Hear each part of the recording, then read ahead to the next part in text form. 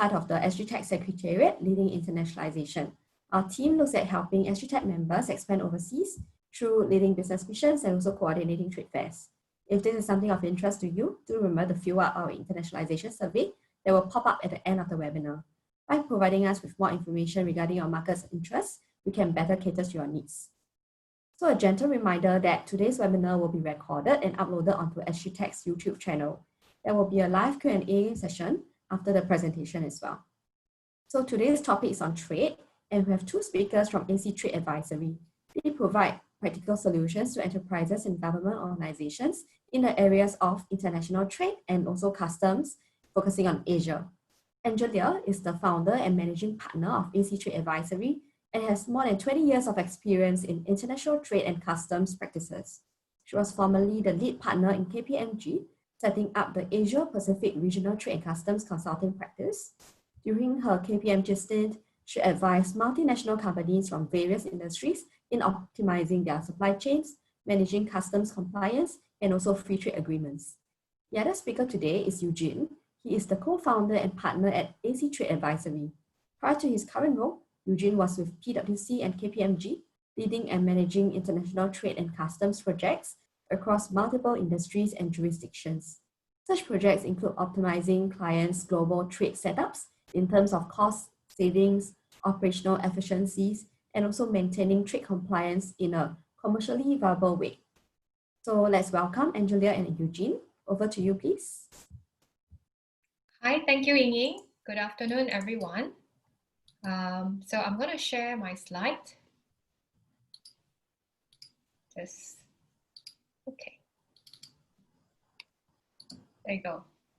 So good afternoon, everyone. Thanks, Ying, for the very brief introduction. Actually, today we were supposed to have our other colleague, April. April Tsai, our China technical advisor, with us. Unfortunately, she's having acute food poisoning, so she is unable to join us today, but we still will go on with that agenda. So between myself and Eugene. Just a quick overview of a little bit about us.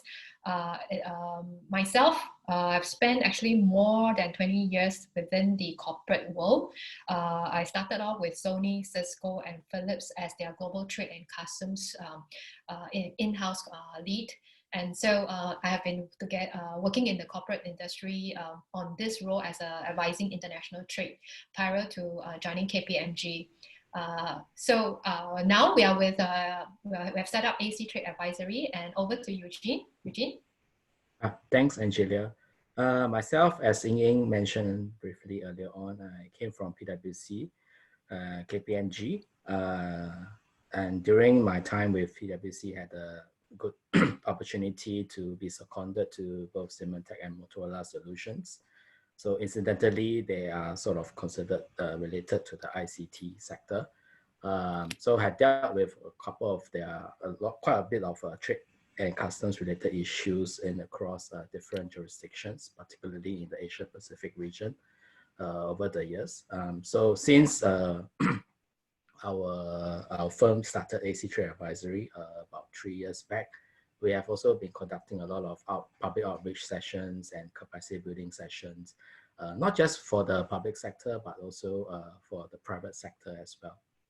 So I think going forward for this particular presentation itself, we will sort of highlight some of the key points that we see that may interest the ICT sector from a trade perspective. Okay, thanks, Eugene. So just also to share a little bit of April. April was formerly from the customs in China, where she started in Beijing. So she was a classification specialist in China, and after that she has joined HP, PwC, and BMW as the in-house trade and customs advisor. So if with anything regards to China technical, our firm is able to provide the support from Singapore itself, since she's sitting in Singapore. All right. So just a quick overview. Basically, AC Trade Advisory focuses on Asia, for Asia. And I think because of our background from the private sectors and the industry, we pride ourselves to be able to provide more practical application of the trade and customs knowledge in your organization. The other big part of us is also focusing on training, which Eugene mentioned. Basically, we did a lot of training for the customs community, including even the adult learners in SMU. So we regularly provide our trade and customs training to the PCP program in SMU, and also in in-house training program. So our main focus is to provide our experience and in-house knowledge to the organization. All right. So overall, our regional team is made up of seasoned ex-practitioners. Basically, we work with people who are focusing on international trade and customs, whom we have worked before. So they are the actual people who are with actual practice and experience on the ground, working closely with the customs authority. So that's an introduction of AC Trade Advisory. So now let's go into some of the interesting, I would say, to the interest of the crowd today, with regards to defining the international trade and customs itself. There are several key touch points with the ICT sector. I think most of you, from what we have seen in the profile of the company itself, you're probably been focusing on trade and services, software companies, and investments, providing certain knowledge partners, which may involve the movement of natural person. So in the international trade front, the other part of the world that we are dealing with is also on the customs part, where traditionally we deal with the trade in goods. So when we talk about trade in goods, I think one of the most common topic or headlines that you have read probably with regards to country of origin, things that's made in, whether is it made in Singapore, made in China, made in the US. So when we talk about trade in goods, we normally we'll have to link it with country of origin, goods classification, the value of the goods. And what is very much important is actually the import duties that you have to pay, or the indirect taxation that you have to pay. There is also the other part of supply chain security, which is nowadays very much highlighted. So with this two sides, the investment and the service side converging, we are seeing an increasing convergence of this two aspect itself, because it has led to sanctions and trade control of strategic goods, software technologies. Daily, we can see a lot of headlines with regards to a new restriction, new controls between countries. There is also the other aspect of the use of free trade agreements, which we believe some of the members of SGTech are pretty interested in, to find out how can you make use of these free trade agreements that Singapore has signed. And the last part of it is e-commerce have also brought these two perspectives together. So we are talking about the touch point of the increasing conversion, and there are various touch points within the ICT sector. So with that, in today's agenda, we will take you through understanding some of the global trade landscape and the mega trend impacting your sector. We are also going to assess what are the global trade consideration of the China ICT sector. So since this is one of the China series, we will highlight some of the key global trade consideration if you are going into China itself. Last but not least, of course, let's talk about managing the business impact, understanding the global trend, taking into the global trade consideration. How do you manage it from a business perspective? How do you make sure that these touch points could be managed, right? So we just want to set more of the definition that actually there is a wide spectrum of industry player within the ICT sector. This is taken out from the Organization of Economic Cooperation and Development, the OECDs. What are ICT goods and services? So to define, they actually have put it into three categories. first category, the manufacturing industry. This is related to the manufacturing of electronic components, PCB boards, computer peripherals, equipment, communication equipment, consumer equipment, magnetic and optical media. And the other part of it on the trade industry includes wholesale of computers, wholesale of telecommunication equipment, and the last part of it, which is quite a large sectors that covers a big spectrum of software publishing, telecommunication, including wired telecommunication activities, wireless telecommunication, computer programming, including consultancy and related activities, data processing, hosting, etc., and even repairs of computers and communication equipment. So as we can see from the definition, it actually covers both the hardware and also the software part in various parts of the sectors itself. And I think in today's world, I would say that every different sectors, including agriculture even, which is quite traditional, have some involvement of technology these days. So we're talking about quite a wide spectrum of industry players. So for us to have a better discussion, we thought that it would be good to understand the crowd today. So we have two poll questions here, which we hope the audience is able to give us some of your input. Let me just share the poll question. When I launch the poll, you will see them on your screen. So for those of you, could you please help us to answer these two questions? The first question being, does your organization currently have overseas operation? Yes, no, not aware.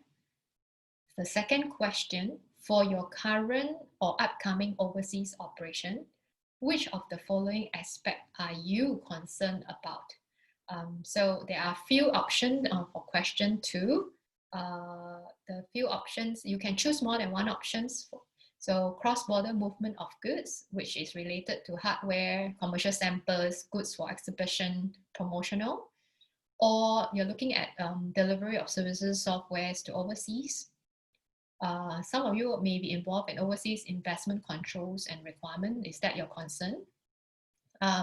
What about cross-border financial flows?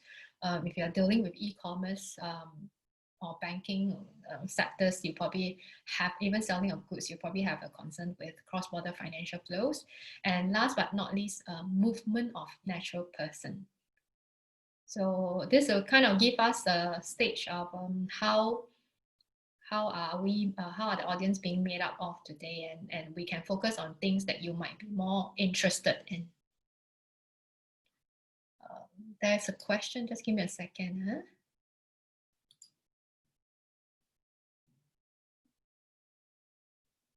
Huh? Okay, so one of you said you can't choose multiple option. Actually, for question 2, we're supposed to have an option to choose more than one. I apologize if you can't.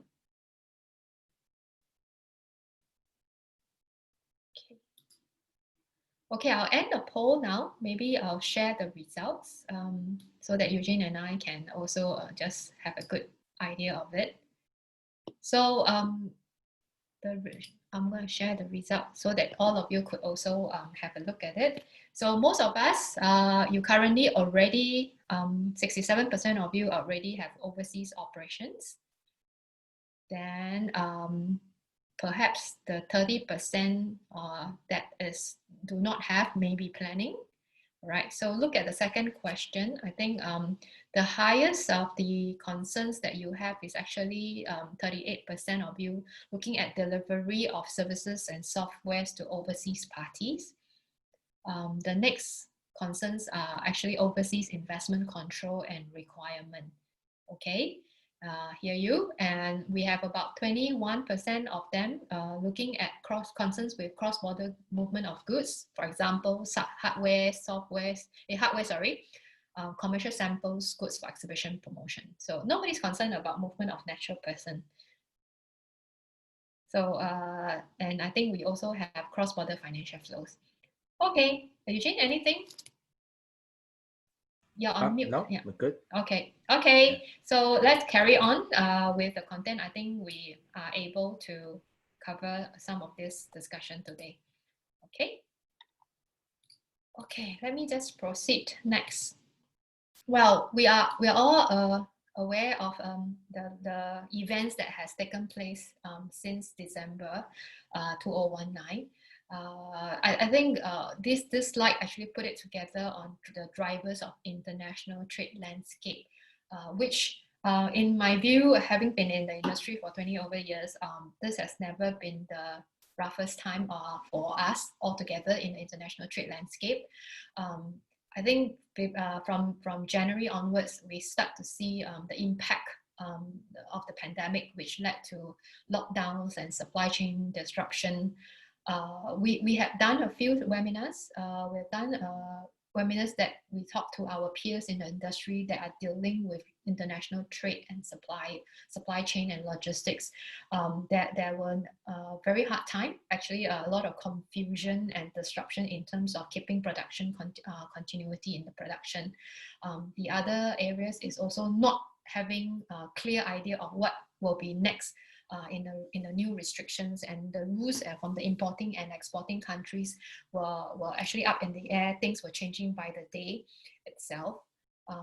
The other big impact to the pandemic was also the government support on revenue coffers or borrowing. So we start to see a lot of new policies coming in from the authorities, and how are they going to support the business that have been impacted. And this is the two key impact. But actually, even before COVID has started, I think in 2018 onwards, when trade war started between US and China, it has been escalating. And after the COVID situation, I think it has got even worse than before. So the continued threat of import tariff and the scrutiny of the real country of origin has been discussed quite often these days. And you can see that on a daily front, there are headlines that talk about tightening of export controls rules of high-tech strategy and commodities, and it also links to investment controls. So with that, the whole, not only between US and China, we are seeing more and more dispute and countries taking a more protectionistic approach. That has also impacted the global trade international bodies like the World Trade Organization. Countries start pulling out of international organization, and day by day we are seeing new restriction, and the trend that we have observed is the priority now is to protect and grow the domestic industry. So the COVID situation has allowed the country, has actually caused the country to see the gaps and domestic security issues. So people are more concerned with how do they secure the supply chain, but at the same time, how to reduce vulnerability of reliance on imports. So with that, and with business being affected domestically, the key priority now is also to help domestic industry to continue to survive, and hence the government policy that we're seeing is more focused on building issuing policies that is more of a protectionistic approach, and making sure that the domestic industry are protected, and at least they can keep them survived, all right, through this situation. So we thought we should share this since all of you are in the software and the IT service sectors. The last flashpoint, Donald Trump has even got involved in the TikTok sales business between them and Microsoft, and this is an implication that we know since the trade war. US has been identifying, from ZTEs to Huawei, the 5G discussion, and then now TikTok. So this is definitely not going to be the last Chinese tech companies that is going to be highlighted or be the headlines of caught between the trade wars between the two giants. But it has whatever that's going to happen, or whatever that has already happened, is going to have a large impact to the way we do business, and what are the could be the trade implication for the rest of the world with such action. All right. So with the resulting trend for ICT business, given the pandemic situation, given the protectionistic approach of the trade wars between large trading partners, there are 4 observations that is highlighted, that has been highlighted here. It's going to be a prolonged US-China trade tension, which is likely to lead to a bifurcation stress on the trade front, especially. There is quite likely the situation where company has to divide their framework between the US and China.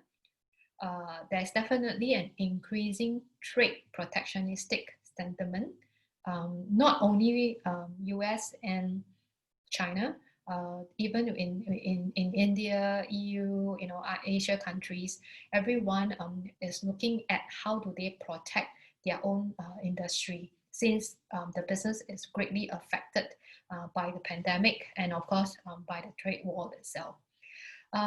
We have also heard, and based on our conversation with our client, there has been an increased scrutiny from the authorities. What do we mean by this?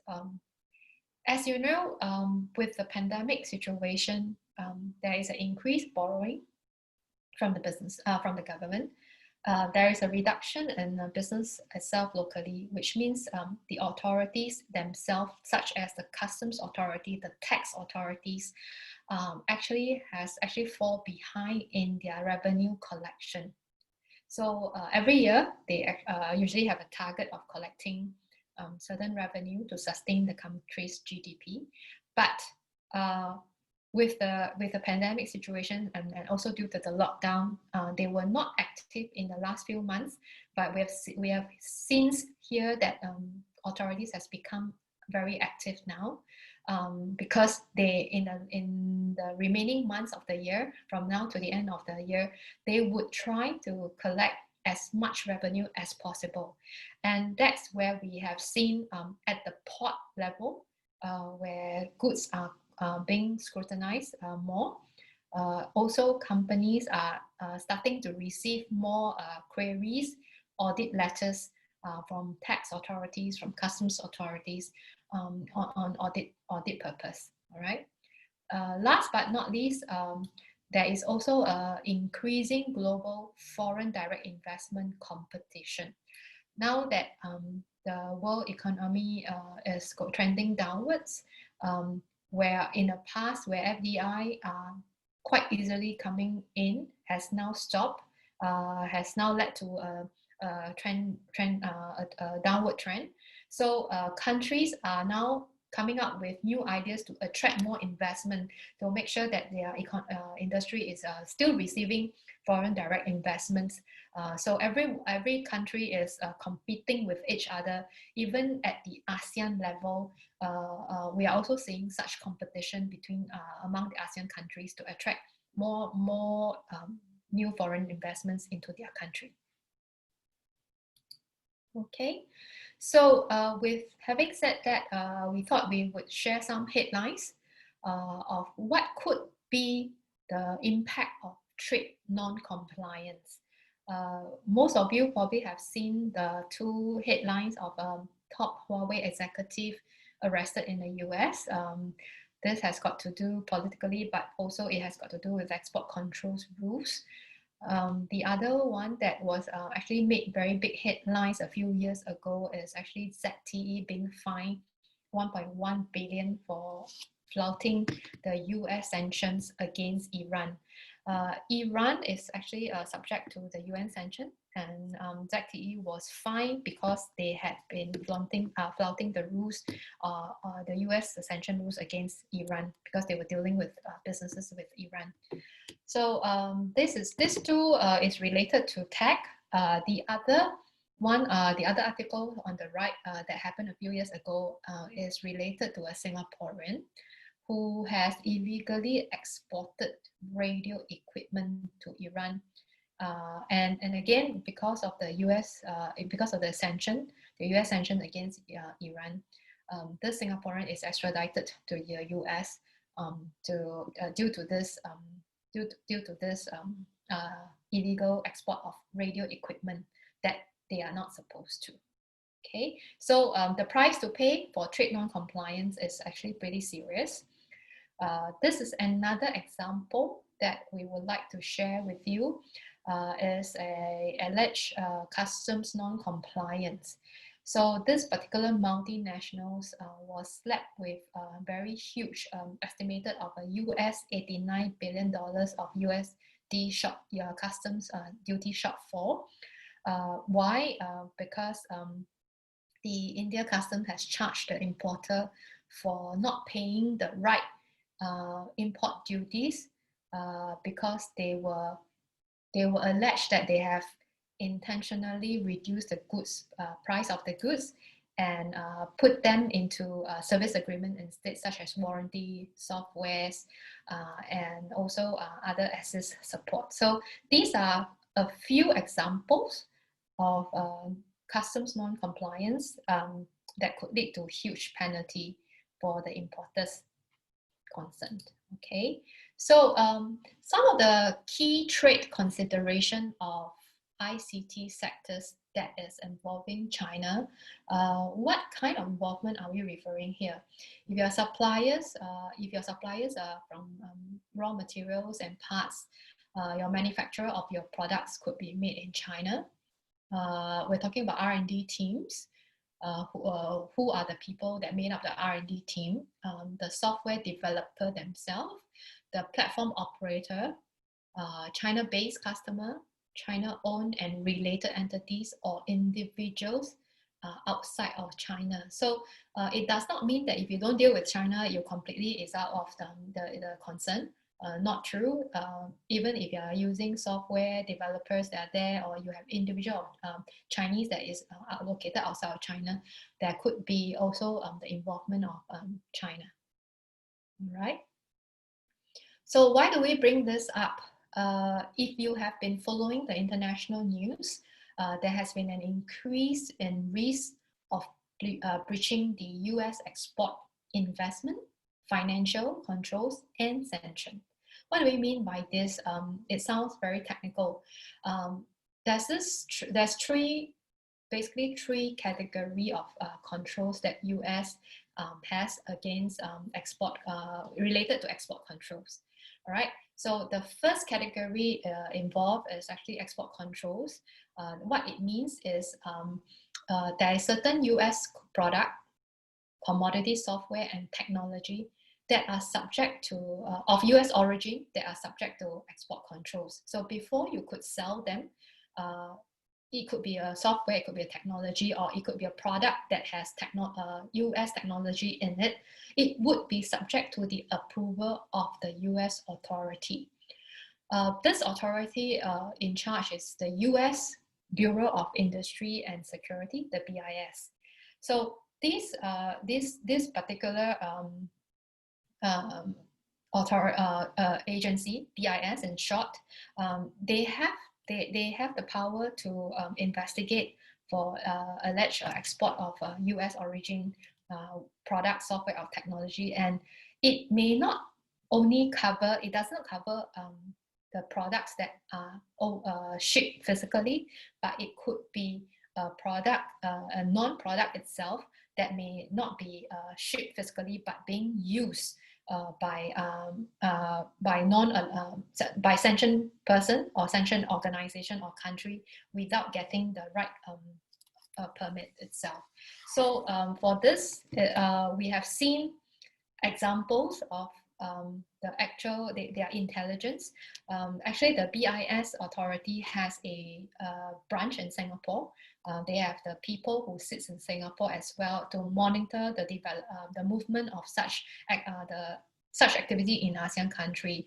And we have seen one of our actual Singapore startup who were buying a particular part from the US, but it's because though this part is not subject to control, they were using US technology. in the finished product itself as well. So immediately when, even though they were bringing in just sample parts to do their protocol prototype itself, they got a letter from the BIS in Singapore to say that, hey, we noticed that you are buying this particular item. We are interested to know what is your company doing and how you are using it and who you are dealing it with.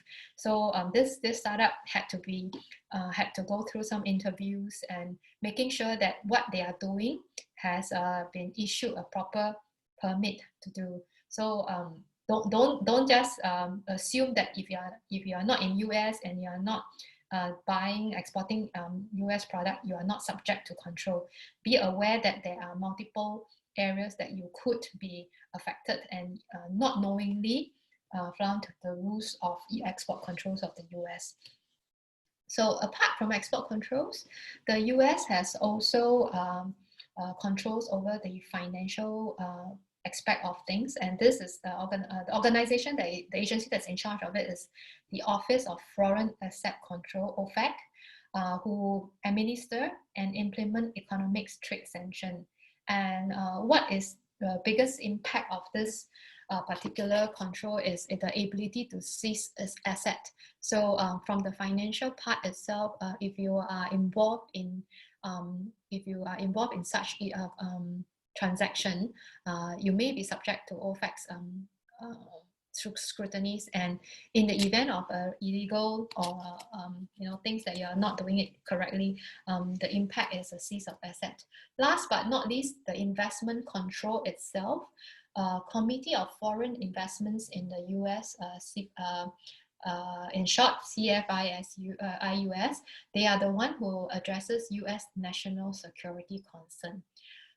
There's controls arising from certain non-controlling investment and real estate transaction involving foreign person. So with US, we are seeing that they have been focusing on these three area of controls, getting more and more, putting in more resources in scrutinizing this transaction that involve China. So if you are dealing with any of this area of transaction, do be aware that there is such controls from the US. Okay. So some headlines that has been tightening, US has been tightening the rules related to China. Commerce have tightened restriction on technology export to combat Chinese, Russian and Venezuelan military conventions effort. There has also been a lot of focus on the China re-export. So US is, with the latest development, they have also imposed a lot of new restrictions on sensitive technology involving China. All right. Now, this is something that we wanted to share, and as a very interesting aspect of the US export control. Even though you are not a US business, you are not a US company, but the US export control, investment rules and financial sanctions has an extraterritorial reach. What does it mean? If you are sitting in Singapore, but you are using US technology, you're using US bank or the use of US dollars, they can actually impose certain controls on you, and hence it is always important to take note of such control when dealing with the US and China now, especially the current climate itself. What we are observing is there will be a continued increase in enforcement, tightening and restrictions, and perhaps it is going to have an increased scrutiny of the transaction that's going to flow via Singapore. Now, we spoke about the US export control rules. I do not know if you have heard about it, but on the other hand, China has also been drafting their export control rules and enforcement. At the moment, they have not finalized this rule, but what we are seeing is based on the second draft, China is also taking into consideration the export control rules from China itself. So if you are using Chinese technology or related software, they will also be subject to controls once the export control rules is being enforced. From the draft itself, I think from the industry discussion and our experts discussion itself, is quite well mirroring what US is doing. I believe from what they are now facing from US, they are also making sure that their rules is able to tackle similar ways of what US is doing. And that is why there is also, we saw the extra territorial reach of the Chinese export control rules. And second point, there is a China unreliable entity list, which is becoming uncertain itself as well, because there is a list of entities and US person that is subject to China's sanction. So this is a interesting list that we are still discussing whether eventually whether the list is going to make it to the final draft of the export control rules of China.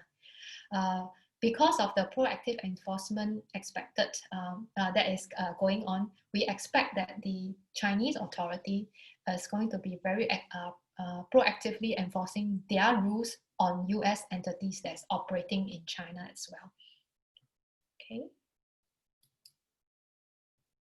Now, with the current trade tension, the other area that we have seen is the importation of China origin goods into the US has subject to higher import duties. Products that in the past may be subject to zero duty, but suddenly it has increased to 25%. This has also led to an increased query on how to companies mitigate such impact, perhaps relocation of manufacturing out of China for the US market, the vice versa for US product that is going to China, which are subject to additional duty. We are also seeing a movement of such production to Southeast Asia. So there's an increased discussion on how can ASEAN country, how can Southeast Asia benefit from this current situation where we may start be producing on outside of China or outside of US just to tackle to the local market in China and the US. Not only between China and US, there has been quite a big trade tension between China and India as well. So we have seen quite a few headlines on very scrutinized product that is made in China going to India. A lot of tension going on currently, and the typical confusion now is what is considered as made in China. I think one of the very interesting product is the iPhone itself. Although it's made in China, but it has components from different parts of the world, and it's designed in US, assembled in China, and there's a lot of articles and discussion whether should it be called made in China. So these are how our world, the trade professionals, deal with origin rules that are pretty confusing on what is made in US, what is a made in country. This is a recent article with regards to India putting a restriction to curb the sales of Chinese product to government agencies. And we are talking about just normal country of origin certificate that most of you may be familiar with. It's just that due to the trade tension between the countries that are involved in the transaction, you will find that the products and the authorities being more restrictive in terms of customs clearance and your declaration, looking at how are you declaring your country of origin, are they accurate? So there's a lot of discussion with regards to country of origin. Okay, so these other points that I would like to highlight here is also could be an interest of the ICT sector, is with regards to the newly regulation that came into effect from the beginning of this year. It is actually the China encryption control. The China encryption controls covers the scope of technology, product, and services that involve encryption. Basically, the authority in charge is the is the Office of State Commercial Cryptography Administration. They have divided the encryption product, services, and technology into three categories: the core and common category, that is with related to encryption of a state or state secret, and there is a category of commercial, and this applies to all of us for public users. And fundamentally, the rule itself is meant to strengthen the encryption rules governing of encryption product, especially for the blockchain community. This is probably something that, as far as we know, the blockchain community is kind of very positive about this rule. But the rule itself has not covered the data privacy aspect of the rule, and it also does not cover the decryption part of the process. So what we have been discussing in China, and based on our investigation itself, one very interesting industry concern is actually if the encryption product, be it a service or be it application, is being developed by foreign developer, actually there is still a need to apply for an import permit before you can sell into China. So the import and export encrypted equipment still require licenses. The rule does not, the new rule that came into effect does not provide in details of the implementation yet, but whether the license process is a formality only, or is going to subject to more scrutiny by the authority, it is unclear at the moment. So if you are dealing with encryption technology or product or services, this is something that you need to closely monitor. And itself, they have not covered extensively in the implementation and the operating rules. So we will have to watch the development itself, but one thing is very clear in the rule, that the rules supposedly provide a fair treatment of all commercial encryption operators for both local and foreign. So it is something that we should look at if you are involved in this area, especially for people who are developing encryption technologies, product and services. All right, I'm going to move on to the next slide, which summarizes our observation in terms of the current trade war between US and China and the trade tensions. What should be a Chinese-based enterprise or their overseas business partners be doing? Actually, they should have, these are the three observations. There should be increased vigilance in terms of monitoring what is the new rules that could be changing on a daily basis. There is a need to diversify your overseas market. So even the Chinese companies looking at their own supply chain and their own business footprint and diversifying their business market. And it is very important to now focus on the trade regulation, which in the past may not be a priority to business owners, but it has since increasing need that, apart from your market research, your understanding of the consumer, there is a need to now focus more on knowing the trade regulation that has been changing on a daily basis. All right. So with that, I'm going to pass on to Eugene. Yeah. Thanks, Angelia, for covering the wide spectrum of issues that we do need to consider, especially when Singapore companies conduct their trade with China. I think just to add on a little bit to Angelia's part, the reason why we focus a lot on the sanctions, particularly from the US, is because as a Singapore entity, we are an international trade hub with a lot of countries. But I think, especially if you're in the ICT sector, you will appreciate very much that very rarely that any particular country would be involved in the whole end-to-end value chain of developing an ICT product. or a service to your customers. So oftentimes you do need your US origin technologies. And I think even these days, from the China side, they do have their own cutting edge technologies as well, increasingly.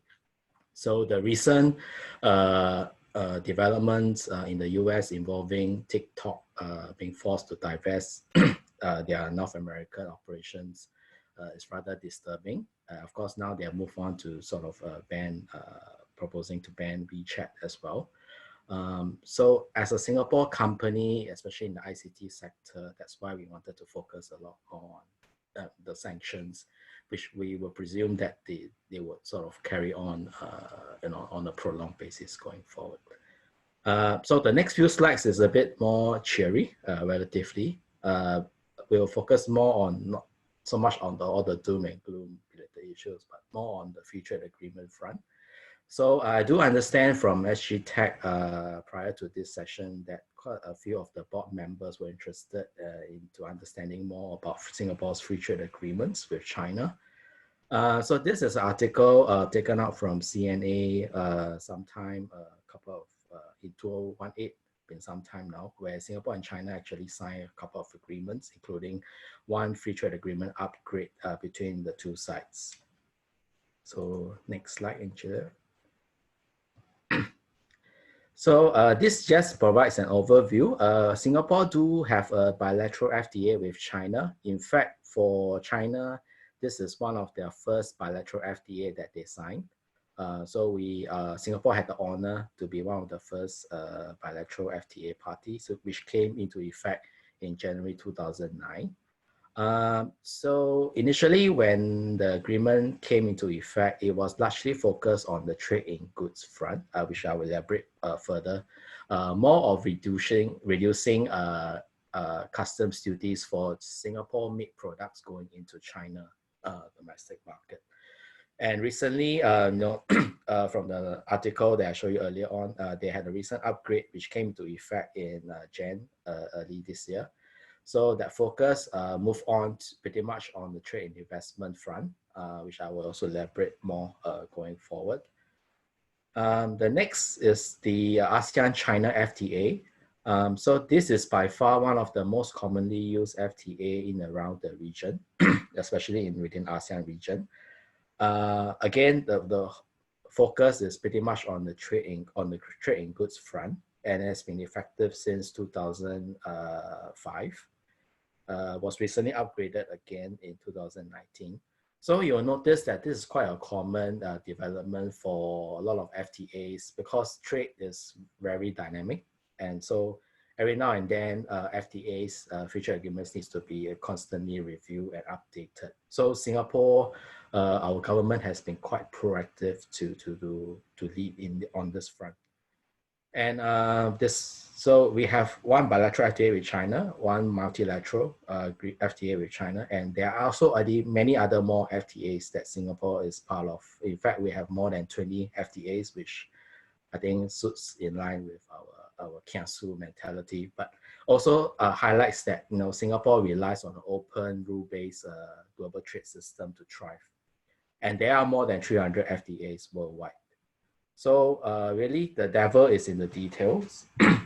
And FTA negotiation is a long and tedious process. And I do know that at least from the Singapore government's negotiators, they do actively look out for feedback from different sectors. So if you do have experienced any particular trade barriers that you might encounter while doing business in China, do reflect them to the Ministry of Trade and Industry within Singapore government.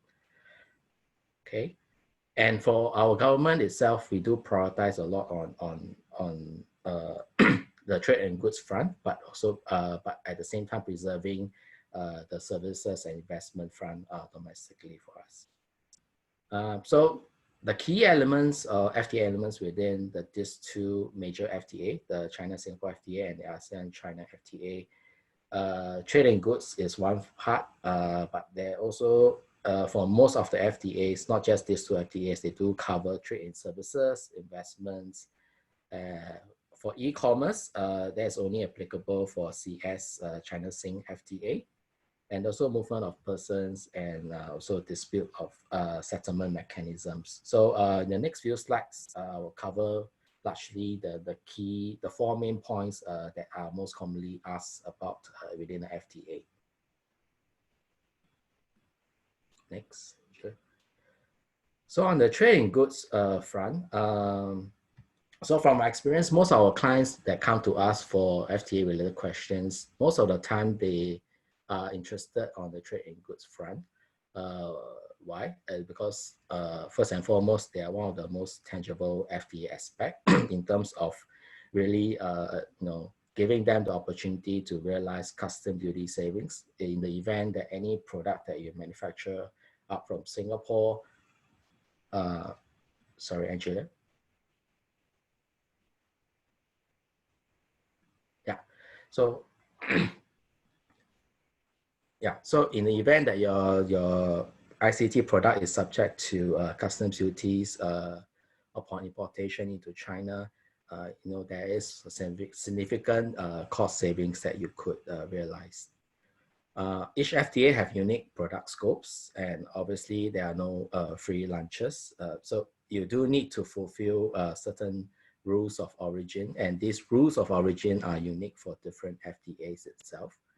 I think in layman terms, I'm not going to go delve into the technical aspect of things, but in a nutshell, you do need to achieve certain level of economic activity in the FTA, in one or more of the FTA signatory party to enjoy the FTA benefits.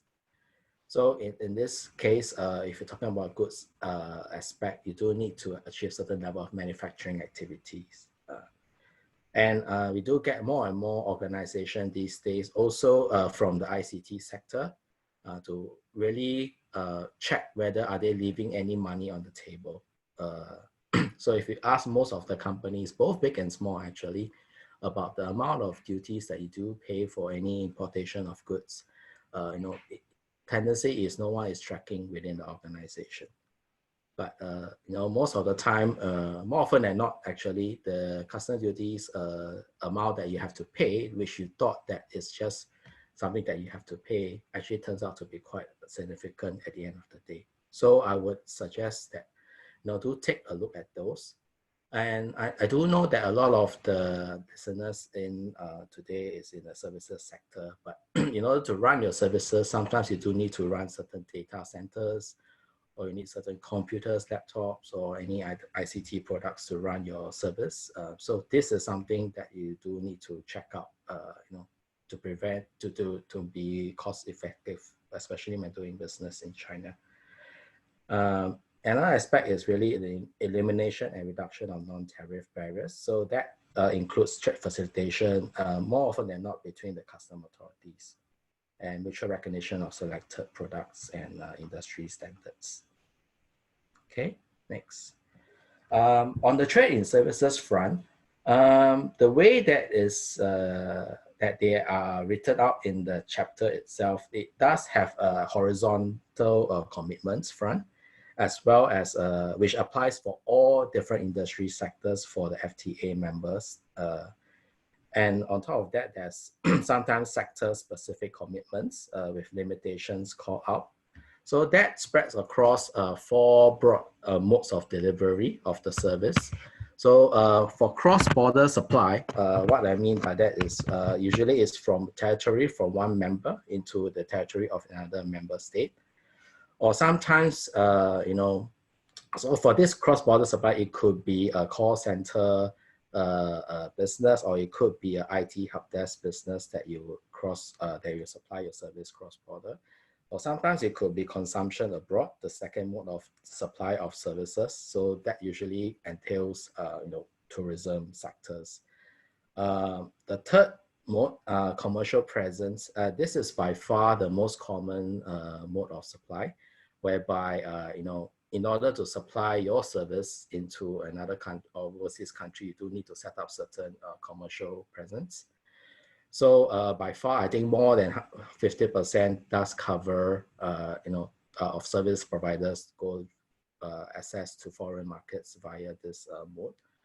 And last but not least, the presence of natural person. So you may be an IT company offering some consultancy service, and you do need to travel to China every now and then. So the FTA does cover certain aspects of your movement of the person, a foreign person, and going into a foreign country to offer your services. And really, for the trade and services chapter, it operates on the concept of giving insurance policy for the FTA member states. So it does endeavor that, okay, for any foreign investments coming from the FTA member state, it will be treated as if it's a local entity that's consistent in the treatment, if that of the local enterprises, unless called out. But I think the big caveat here, which oftentimes people do tend to forget, is that it's still subject to domestic regulations. And some of the regulations may override some of the commitments, within the chapter itself. So do take that in note, take that in mind. So the next slide really calls out extract of what is in the Trade and Services FTA chapter within the CS FTA. So this is an example of the horizontal commitments. So you can see this particular annex is for China's schedule of commitments, of their commitments to Singapore on the services front. So they did call in that for all sectors, in China, there is certain limitation as to how much a foreign investment can invest in China. And so they did call out specifically in terms of for market access limitation. Next, Angela.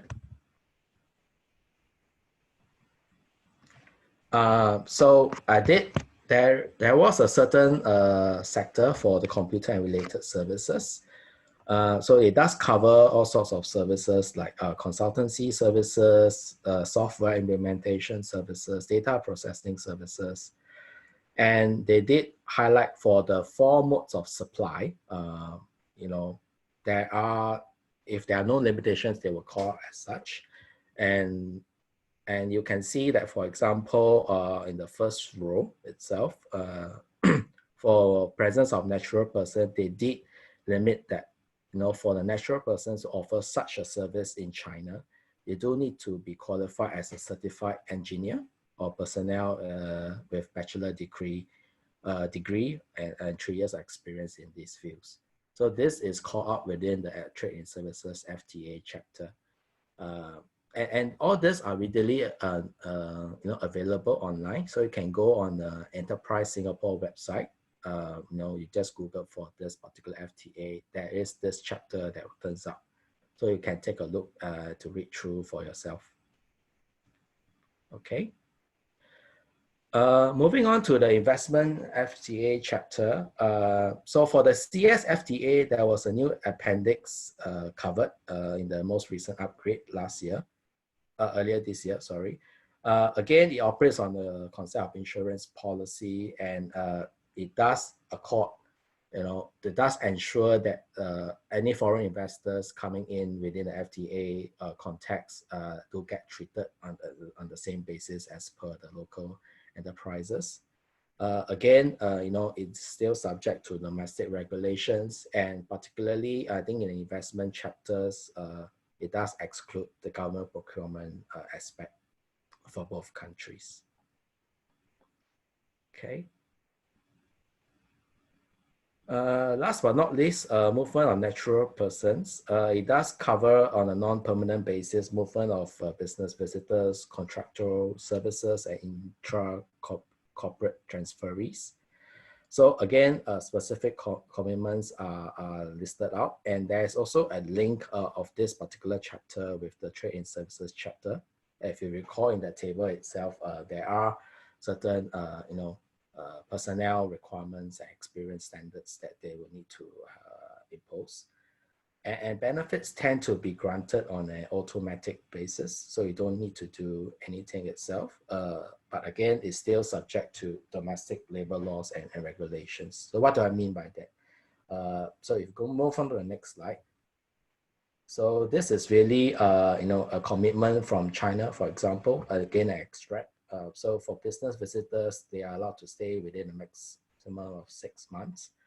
Again, sometimes, because the FTA commitments may have been committed some time back, and the local domestic immigration and labor laws may have caught up with the FTA benefit accorded.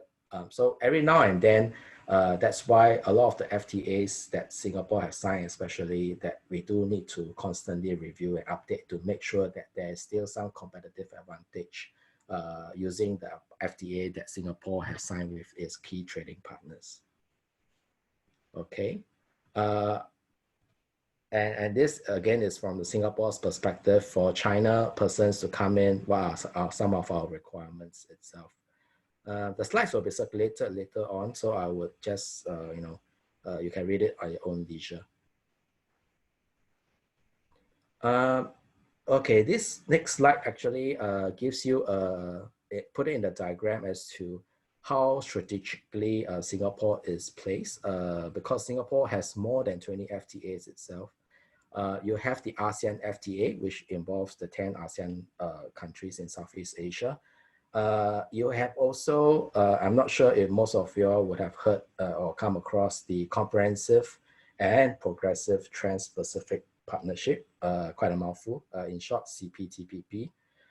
So that agreement itself is also highly watched in the global trade landscape, because the terms within are of very high quality and thus accord a lot of benefits for trade to happen between the signatory parties. So it used to be led by the US, but now US, since Trump administration came into power, they did withdraw. But if you do notice the number of countries involved and the type of countries involved, it does actually provide a very interesting mix of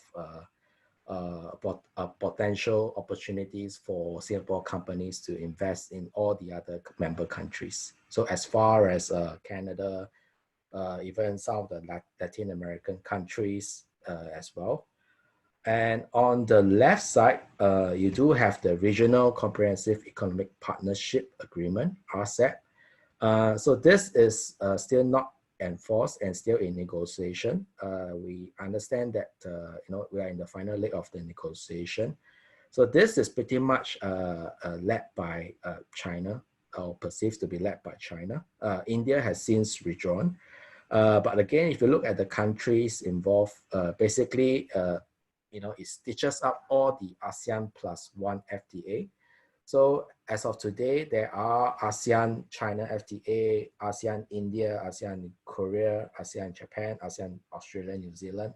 So this RCEP agreement sort of stitches up all the different FTAs, harmonize all the different FTA rules to make it one common set of rules for all member states. So if you look at the Venn diagram itself, you do see that Singapore is strategically placed to tap on all the different markets itself. And I'd just like to highlight that we do also have the US-Singapore FTA. So that has been in place since 2004. So this is increasingly being have strategic importance to Singapore itself in terms of maintaining market access, preferable market access from Singapore to the US. And this is something that from the China enterprises itself, they have been eyeing on this to sort of at least have some decent market access into US itself. So getting strategic for that particular bilateral FTA. Next. Okay, so that's more on the FTA front. So the next few slides really is to just cover how to manage the business impact after going through all the different issues that we have covered. So really, I think you do need to first gather quality data about your global trade setup. So you do have to be very clear about what are your business plans, what are the vendors and business partners you do need to work with throughout your whole value chain, whether be you're in the ICT service sector or is it an ICT manufacturing or trading sector. Do need to plan ahead, especially if you do work between China as well as the US and EU as well. So increasingly, you do need to create a more robust internal risk management and controls in place to make sure that you don't fall afoul of the different sanctions and controls that Angela mentioned earlier on. But risk aside, you do also need to think out of the box and to optimize trade opportunities, and of course to constantly monitor and adjust as we move along. I think the key to do all this is really to have the correct team to be empowered to undertake all these different tasks itself. Angela?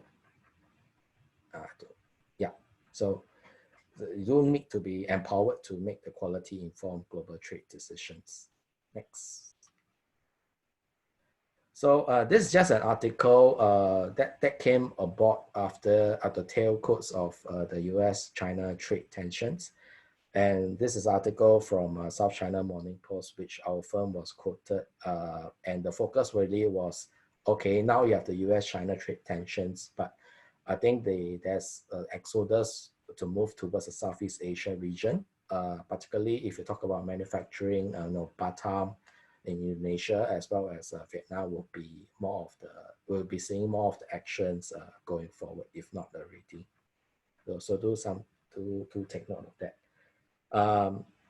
And of course, adding on to COVID impact as well. So you do need to make sure that your global trade setup is more resilient more than ever. So in the past, it was really internationalizing for trade efficiencies to achieve economies of scale and scope. But I think these days, cost aside, you do need to make sure that your business can run from just in time to just in case going forward. Next.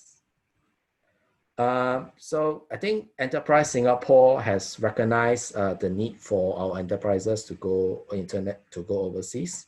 So there's this enhanced market readiness assistance grant that you do need to check it out. Something new that came on board since April the 1st was they do cover the FTA in-depth consultancy scope. So do check it out on their website. And also it covers other aspects.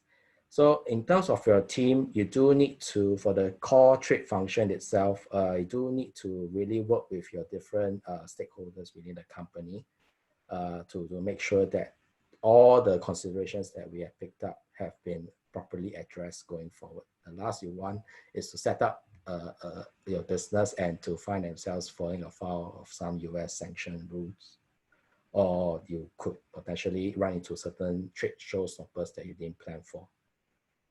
Okay.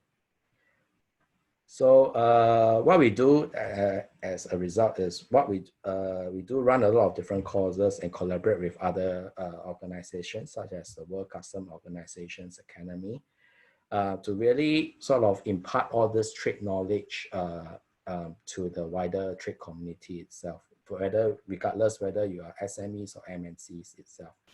And we do provide certain insights every now and then, AC Trade Insights, so do subscribe to them on our website. So following are just some of the questions that, some of the pictures that we have conducted. The left was one that we did for APEC in Ho Chi Minh last year. And on the right was really focusing on the e-commerce front in Philippines, in Manila. So that was very well attended, about 200 odd or so. Okay. And a couple of all the different FTAs that we have hosted and run throughout the years. So we have covered a lot, and obviously we try to focus on the breadth of issues, but not particularly the depth of it. But I think the purpose of this webinar is to keep you thinking, and can it be as strict as usual going forward? And if you do identify some gaps after thinking through how do you close it and how do you set up your business for recovery and eventually growth going forward. Okay, so do scan the QR code if you do want to be in our mailing list going forward, or you want a copy of the slides. Thank you. Thank you, Eugene, and thank you, Angelia. So now we'll come to the Q&A portion of the webinar. So if you have any questions, do post them into the Q&A box. and we will get the panelists to answer your questions. Yeah. So perhaps let me start with a few questions. So just now, actually, for I see that the global trading scene seems to be quite gloomy.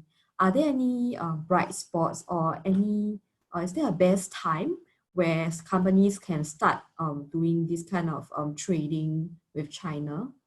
Or is this a good time to start? Yeah. Maybe Angela, do you want to answer this question? Well, we both can chime in. But just maybe I kickstart. I don't think there is any right time or wrong timing. It depends on the market demand and the product or the services that you are selling. We may have seen certain sectors or businesses that has come down, but like online businesses, online webinars, and online knowledge and e-commerce businesses has been going up high. So it's not all gloomy, but I think there are also countries that are coming together with the same mindset. For example, Singapore has been signing quite a number of trade pact or digital pact with countries of like-minded trading partners. And I believe China is one of our biggest trading partners. So it's not very gloomy in terms of the trade tension. I think it's just that it's now heightened. We all have to when we are considering business and going into the business, we have to consider a larger spectrum of issues just to make sure that we are taking an informed step before we go in and don't go in blindly. Yeah. Yeah. If I may just add on, I think Singapore enterprises as well, I think we are increasingly more and more, I would say, in demand for those people who don't want to be caught in the middle in terms of the sanctions. And I think from the US and China trade tensions, as well as the overall global trade protectionism on the rise, we do all the more need to keep our doors open. And we do pride ourselves to be neutral itself, and we do a lot of different trade transactions or setups with different companies itself. I think what has changed is just the mood has sort of darkened across, especially the last half year or so. But this doesn't mean that there are no opportunities involved. So like Angela mentioned, that there's a drive for digitalization, which the ICT sector will be well poised to pursue them. But you do need to go in with the two eyes open to really understand the regulations and and really watch out for any potential showstoppers or problems that may come across on the horizon and properly address them. Okay. Yeah. So just now you also provided some steps that companies can take to assess whether their global setups are well protected against this kind of global trade crises. So are there any specific things that they can do for their existing global setups? So for example, maybe they have already launched their software in China. Is there anything else they need to look out for? Probably they would have to review what has been the recent new restriction that US or China has come up with, because they need to understand the regulation before they can understand whether is there something in their new business that is impacted by it. They may have a software that is using a US technology that may be now subject to requirement, or it is now in the encryption law, you need to ensure that it's being tested before you get a permit, before you can bring in. So I think the consciousness of the business is important. You need to follow very closely, unfortunately, on a daily basis what is going on. Look for the right people to help you understand if it gets too technical. I think we can see that the issue is very wide in spectrum, from products to technology to services. Whether it's a cross-border or it's online delivery, there could be different angles. The money transfer, data centers. I think one of the earlier on during the discussion on e-commerce platform discussion with our client, the question was they were quite simple in terms of their aim is to set up and sell to China. It's a platform provider, but the key question when it comes to the realization is, my data centers is not in China. Is that a requirement? I think these are the questions that they have to think of. And when I transfer the data, when information is moving, are we allowed to transfer this information? Is it subject to national security? Because in China, I think they have a lot of control with regards to digital information that you're collecting. You know, and then of course, data privacy is the other aspect of things. We are not going into details, but I think all the more nowadays for doing business, you have to consider from the tangible stuff to the intangible stuff, from service to product. You know, you may think that you're just a service provider, you are just a platform operator, but your own companies may be moving computers, furnitures, or test equipment. In fact, we have this company that is moving mapping equipment that is subject to control, but they are just a platform provider providing transportation services. So they run into a roadblock and a barrier. At the end of the day, they were supposed to bring in a controlled, very highly technical, high-tech item into the country, but it's subject to control. But to them, the team has never realized that, I have to bring this item, but it's only going in for 3 weeks and then it's coming out again, because we're just going to scan the map itself. But it didn't work that way. Yeah. So that was in Indonesia. But again, this highlights the often oversight in terms of the hardware side for a lot of the software and e-commerce platform operators that we do see on the ground. And I think as a rule of thumb, it does seem that with the very dynamic global trade landscape for China itself, I think especially for the larger MNCs, we do see the trend that now for the China market itself, they do tend to isolate them. And maybe for the ones that are going to the US, the EU, or Australia, or rest of the world for that matter, they tend to have a different value chain altogether. Obviously, that remains a luxury for a lot of the bigger enterprises. But I think for smaller enterprises, you do need to also bear that in mind as well. Of course, China being China, is the market is too big, and there's a lot of opportunities involved. But you do need to factor in that it does look as that you do need to have a unique value chain just to service the China market or to do business with China. We hope not, but I think it does look more and more likely as the days goes by. Okay. Any other advice for ICT companies in general on how they can embark on this journey to evaluate their trade setups overseas? I think in general, from my view, is be aware. Always be monitoring what are the trade regulations that are changing, and don't forget that it should not just take the surface of your business, but you have to look at the detailed operation. And as Eugene always remind the client, the devil is in the details. Yeah. Okay. I see one question here from Jack Wong. Are there any trade restrictions for the blockchain sector? Because data is encrypted and some of the sources may not be known.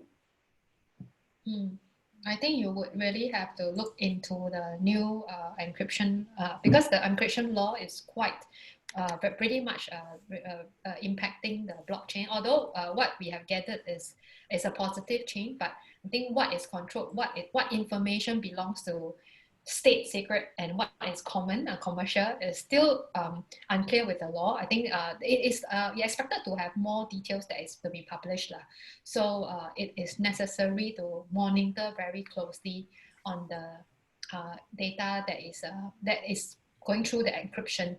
What can be done, what can not be done. Yeah. I think for the Chinese speaking folks, I believe the law is called 密码法. So you can check it out as well online. Again, I think the main gripe for a lot of the companies that are in the blockchain business is that, what sort of checks actually is being conducted by the relevant authorities in China.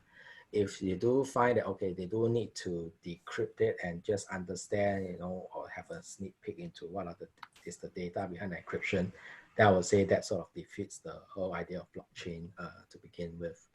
So again, the law is relatively new. It's been just came on board, I think about half a year ago, and obviously with a COVID interruption, I think that we do need to find a lot more of the cases that comes on board to sort of at least have a better understanding of the guidelines involved, because this is relatively new.